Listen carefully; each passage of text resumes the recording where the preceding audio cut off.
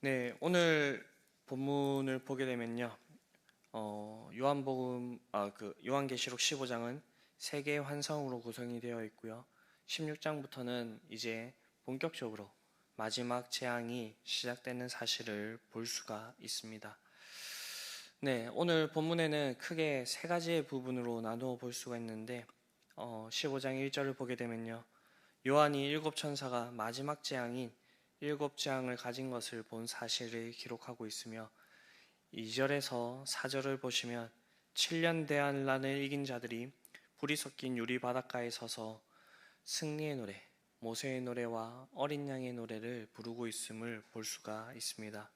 그리고 마지막으로는 5절에서 8절 하늘 성전에서 일곱 재앙을 가진 천사가 나오고 하나님의 진노를 닮은 일곱 개의 금 대접을 일곱 천사에게 나누어 줌으로써 정말로 마지막 재앙이 임할 것이다. 준비가 완료되었다라는 것을 그렇게 말씀하고 있습니다. 이런 사실을 통하여서 우리가 알 수 있는 것은 지금도 여전히 하나님의 심판에 대한 하늘의 이적이 진행되고 있다라는 사실입니다. 특히 이 종말과 관련돼서는 요한계시록에서 계속해서 말씀하고 있는 묵시들, 일곱 인과 일곱 나팔과 일곱 대접의 이런 재앙 환상을 통하여서 하나님께서 이 일들이 계속해서 진행되고 있음을 우리에게 알려주고 있습니다. 예수님께서 우리에게 말씀하신 때처럼 지금은 종말의 때입니다. 이 종말과 관련해서 일어날 일들은 마태복음 24장에서 예수님께서 잘 정리를 해주셨는데요. 적 그리스도와 거짓 선지자가 출현하고 전쟁과 기근과 지진과 불법이 성행하고 사랑이 식어질 것이라 라고 그렇게 이야기를 하셨습니다. 실제로 지금 우리가 살아가는 이 세상 속에서 우리는 이러한 사실들을 마주하고 있습니다. 그리고 우리가 시대를 거듭하면 거듭할수록 이 뉴스를 통하여서 우리가 듣는 것은 이러한 현상들이 더 심화되고 있는 것 같은 그런 느낌을 받습니다. 이것은 예수님 오시기 전에 반드시 있어야 될 일이며 성경에서 꾸준히 기록하고 있는 일입니다. 오늘 본문을 보더라도 우리가 살펴보고 있는 요한계시록에 나타난 재앙들, 일곱 위인의 재앙과 일곱 나팔의 재앙, 그리고 오늘 본문의 일부를 다루고 있는 이 일곱 대접의 그 재앙들을 보게 되면 그 강도와 범위가 점점 더 넓어지고 강해지는 것을 볼 수가 있습니다. 16장에 보게 되면요, 바다에 대해서 심판하는데, 그 죽은 자의 피같이 되니 바다 가운데 모든 생물이 죽었더라 라고 그렇게 얘기를 하고 있습니다. 그런데 이전에 있었던 재앙들과 비교를 해보면요, 이전에 있었던 재앙들은 몇 분의 몇만 죽었더라, 몇 분의 몇만 이렇게 피해를 입었더라 라고 그렇게 얘기하고 있는데, 오늘 본문에 와서 하나님께서 내리시는 이 최후의 심판의 때에는 모든 자들이 죽었더라 라고 그렇게 이야기를 하고 있습니다. 이것으로 인하여서 우리가 알 수 있는 것은 하나님의 심판은 더욱더 강도를 더하여서 우리에게 이런 이적들이 나타나고요.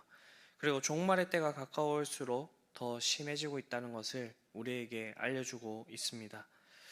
이 재앙들의 마지막 순간이 있습니다. 오늘 본문에서 다루고 있는 일곱 재앙은 하나님의 진노 중에 마지막 재앙이라는 사실이 언급되어져 있습니다. 그렇다면 하나님께서 우리에게 이렇게 진노하시는 이유는 무엇일까요? 그것은 우리의 죄 때문입니다.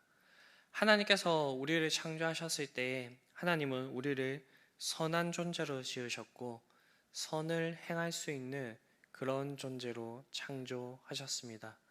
그러나 첫사람 아담의 실패로 인하여서 인류에게 죄가 들어오게 되었고요. 이 인류에게 있는 이 죄로 말미암아 사람들 마음속에서 나올 수 있는 것은 온갖 더러운 것들과 악독뿐이라고 그렇게 얘기를 하고 있습니다.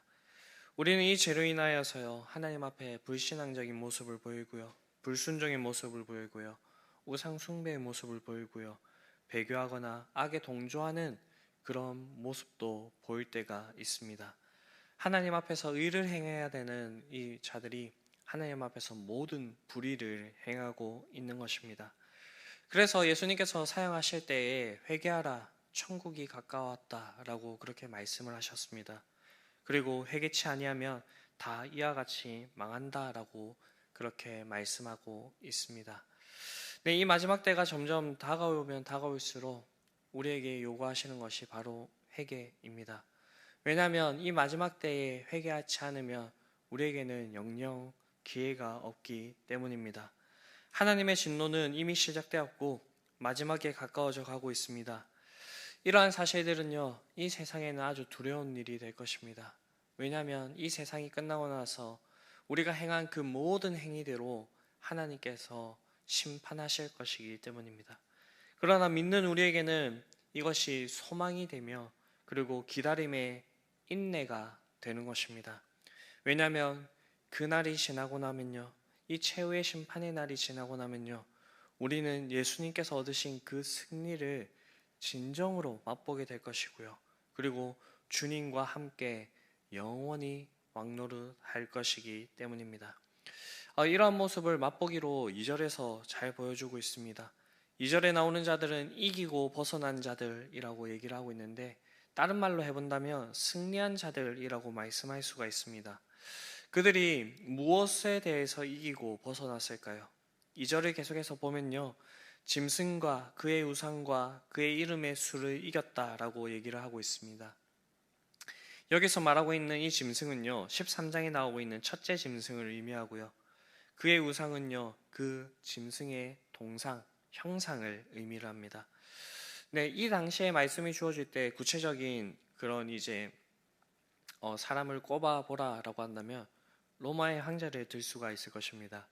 왜냐하면 그들이 이 기독교인들을 아주 박해했기 때문입니다.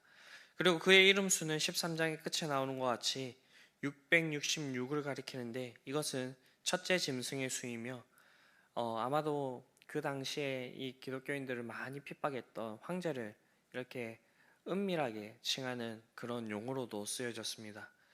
네, 그 당시에는 이 로마의 황제라고 볼 수가 있는데 시대를 넘어서는요, 예, 하나님을 대적하는 그리고 우는 사자와 같이 우리를 삼키려고 하는 사단과 사단의 뜻에 굴복한 모든 불의한 세력들이라고 볼 수가 있습니다.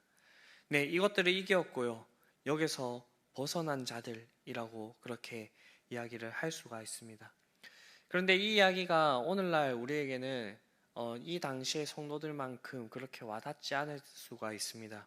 왜냐하면요, 우리는 다른 시대에 비하면요, 평화로운 시대, 풍요로운 시대, 종교의 자유를 누리는 그런 시대에 살아가고 있기 때문입니다.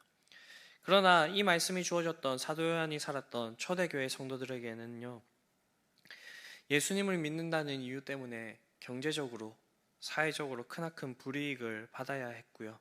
그리고 그들은 잘못하면 감옥에 끌려갈 뿐만 아니라 목숨조차도 위협을 받았던 그런 시대를 살았기 때문입니다. 그래서 그 당시에는 카타콤과 같은 그런 곳에서 숨어서 지낼 뿐만 아니라요, 그러다 잡히면 굶주린 사자의 밥이 되거나 아니면 검투 경기에 그런 희생양이 되기도 하였습니다. 네, 심한 경우에는요, 살아있는 채로 기름이 발린 채로 나무에 묶여서 로마의 밤거리를 그렇게 밝히는 그런 횃불로도 사용되기도 하였습니다. 초대교회의 전승에 따르면요, 사도 요한의 제자인 초대교부 폴리갑도 화형을 당했는데요, 폴리갑을 살려줄 수 있는 단 한 가지의 길을 제시를 했습니다. 그것은 단 한 번 예수님을 모른다 하는 것이었습니다. 그런데 전승에 따르면 예수님께서 내 평생에 나를 한 번도 모른다 하지 않았는데 내가 어떻게 이 예수님을 모른 척 할 수 있겠느냐라고 하면서 그렇게 화형을 당했다고 합니다. 이러한 삶들은 세상적으로 본다면 실패한 인생으로 볼 수가 있습니다. 그리고 믿음 때문에 자신의 모든 것들을 포기하고 피폐한 삶을 살았다라고 그렇게 볼 수가 있습니다. 하지만 하나님의 기준으로 보았을 때는 그들은 분명한 승리자고 하나님께서 약속하신 그 영광과 영원한 복을 받은 사람들이라고 할 수가 있습니다. 이렇게 이기고 벗어난 자들은 두 가지 위대한 노래를 부르게 됩니다. 그 노래는 3절에서 소개를 하고 있는데요, 모세의 노래와 어린 양의 노래입니다. 우리는 모세의 노래라고 한다면요, 홍해를 자연스럽게 떠올리게 될 것입니다. 이스라엘 백성들이 출애굽 직후에 앞에는 홍해가 가로막고 뒤에는 애굽의 군대가 쫓아오는 이 절체절명의 상황을 맞이하였는데, 그때 하나님께서는 가만히 서서 오늘 너에게 임하실 그 구원을, 하나님의 구원을 보라라고 이렇게 하셨고요. 하나님의 은혜로 특별한 이적으로 홍해를 건너 생명을 보존할 수 있었습니다. 그 구원에 대한 감사의 노래, 그것이 바로 모세의 노래인데, 이 성도들이 부르게 되는 이 노래가 바로 이런 모세의 노래라는 것입니다. 그리고 어린 양의 노래라고 한다면 우리는 6월절 어린 양을 떠올릴 것입니다. 그리고 그 원형으로 오신 예수님의 십자가를 떠올리게 될 것입니다. 그렇게 어린 양의 노래란 십자가의 보혈로서 우리의 죄와 허물을, 멍에를 모두 벗겨주신 어린 양 예수님의 구원을 높이 감사하며 찬양하는 것입니다. 즉, 이 세상 환란을 벗어난 성도들이 천국에서 하나님께서 자신들을 위하여서 행해주신 그 모든 것을 감사하며 찬양하는 그런 노래를 부르게 될 것이라 라는 것입니다. 이 노래의 내용대로라면 승리한 성도들은 자기가 어떠한 이유로 승리하게 되었는지를 잘 알고 있습니다.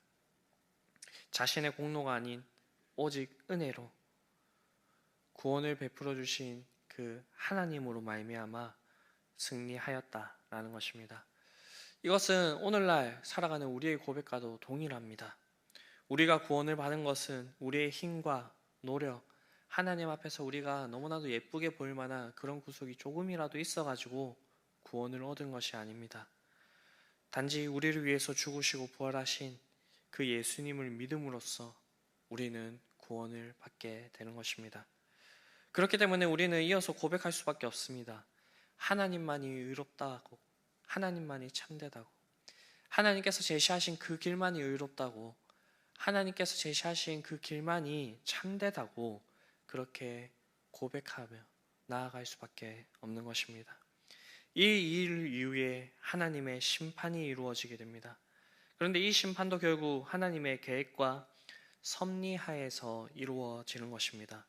5절부터 8절의 내용을 보게 되면요, 사도 요한은 마지막 재앙 7대접의 재앙을 실행하기 전에 하늘의 증거장막 성전이 열리는 것을 똑똑히 보게 됩니다.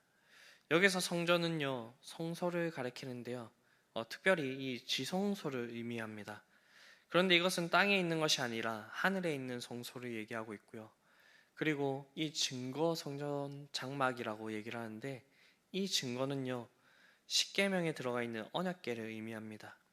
성소에서 제일 중요한 것은 바로 이 십계명이 들어가 있는 언약궤고요. 그렇기 때문에 이 언약궤를 지성소 안에 보관을 한 것인데, 그런데 증거장막의 성전이 열리는 이 환상은 하나님의 언약의 증표인 언약궤가 노출된다는 것이고요. 하나님이 약속하신 모든 언약의 내용들이 마침내 온전히 드러나고 성취되게 될 것이라 라는 것을 의미합니다. 특히 하나님의 심판에 대한 이야기가 쭉 나오고 있는데, 이 하나님의 심판이 율법을 따라 이루어질 것임을 말해주는 것입니다. 그리고 이 성전에는요, 하나님의 그 영광이 가득 차게 되면서 이 연기가 이렇게 가득 차게 되는데, 이 모든 재앙이 끝나기 전까지는 능히 아무도 이 성전에 들어갈 자가 없다라고 그렇게 얘기를 하고 있습니다. 이것은 분명히 하나님의 뜻에 의해서 하나님의 계획과 섭리에 따라서 이루어지는 일임을 우리에게 보여주고 있습니다. 이런 마지막 때 이 재앙에 대해서 우리가 들을 때 우리가 가져야 될 그런 생각들은 무엇입니까? 하나님의 심판은 누구도 막을 수 없다는 것을 알고요. 그렇기 때문에 이 하나님의 심판이 오기 전에 우리는 하나님 앞에서 철저하게 회개하며 하나님께로 돌이켜야 된다라는 것입니다. 그리고 이 마지막의 때에 우리를 구원하신 그 사실들을 기억하면서 우리를 선하게 인도해 주실 이 마지막 때를 지나서 우리와 영원히 함께 하실 그 예수님을 더욱더 의지해야 된다라는 것입니다. 그리고 이 심판에 있어서 우리는 마지막 때가 더욱더 가까워져 왔다는 것을 생각하면서 더욱 하나님 앞에 우리에게 구원을 주신 그 사실에 감사하며, 그리고 겸손히 하나님의 법을 따르면서 주님 오시는 그날을 준비해야 된다라는 것입니다.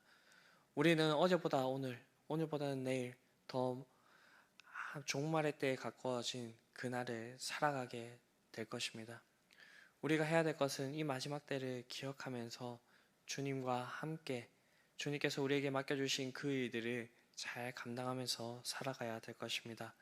이러한 사실들을 기억하시면서 오늘이 마지막 때인 것처럼 그렇게 온전히 주님과 함께 동행하시면서 하루를 살아가실 수 있는 저와 여러분들이 될 수 있게 되기를 간절히 바랍니다.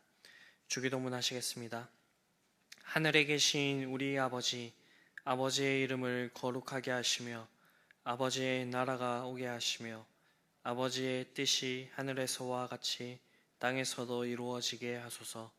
오늘 우리에게 일용할 양식을 주시고 우리가 우리에게 잘못한 사람을 용서하여 준 것 같이 우리 죄를 용서하여 주시고 우리를 시험에 빠지지 않게 하시고 악에서 구하소서. 나라와 권능과 영광이 영원히 아버지의 것입니다. 아멘.